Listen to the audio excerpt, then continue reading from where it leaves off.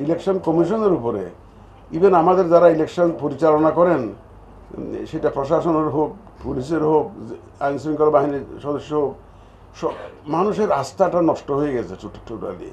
এই মানুষকে দোষ দিয়ে লাভ নেই।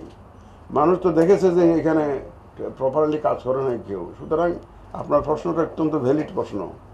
সুতরাং এই যে একটা আস্থা ফিরিয়ে আনা, এটা একটা সবচেয়ে বড় চ্যালেঞ্জ হয়ে দাঁড়িয়েছে আমাদের জন্য। প্রিসাইডিং অফিসার, পুলিং অফিসার, শিক্ষকরা করেছে। আমরা ভাবছি, সিরিয়াসলি ভাবছি, এবং it is under hour active consideration, যে আমরা যারা আগে এই ধরনের সাথে জড়িত ছিল তাদেরকে যথাসম্ভব ব্যবহার না করার বিষয়টি আমরা চিন্তা করছি।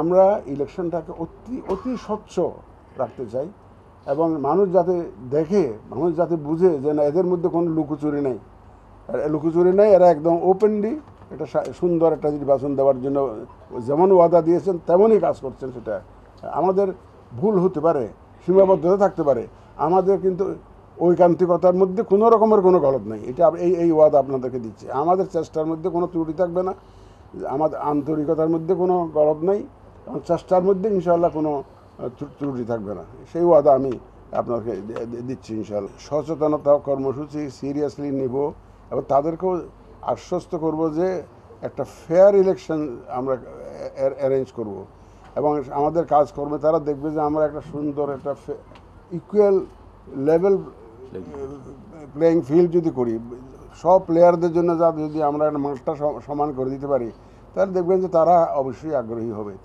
তারা যদি দেখে যে খেলার মাঠটা সবার জন্য সমান করা হচ্ছে, তাইলে তো অবশ্যই তারা বিবেচনা করবেন বলে আমরা। তারাও কিন্তু যারা ভোটে আসবে না, সবাইকে দেশদ্রোহী ভাবার কোনো কারণ নেই। আমি প্রাইমারিলি উইদাউট এনি এভিডেন্স, কোনো প্রমাণ ছাড়া একজনকে দেশদ্রোহী ভাবার নাই। প্রমাণ থাকলে, এমন কোনো ঘটনা ঘটে থাকলে, দেশের বিরুদ্ধে কোনো কাজ করে থাকলে, দেশের স্বার্থের বিরুদ্ধে কোনো কাজ করে থাকলে, তখন আপনি একজনকে দেশদ্রোহী বলতে পারেন। আর এমনি সাধারণ মানুষকে আপনি যে না, এরা ভালো না, দেশপ্রেমিক না, এরকম বলার কোনো সুযোগ নাই। বান্ডেল থাকলে প্রতি সেনমানিতে টাকা বাঁচবে। বিকাশ সেনমানি বান্ডেল কিনে জিতুন প্রতি লেনদেনে।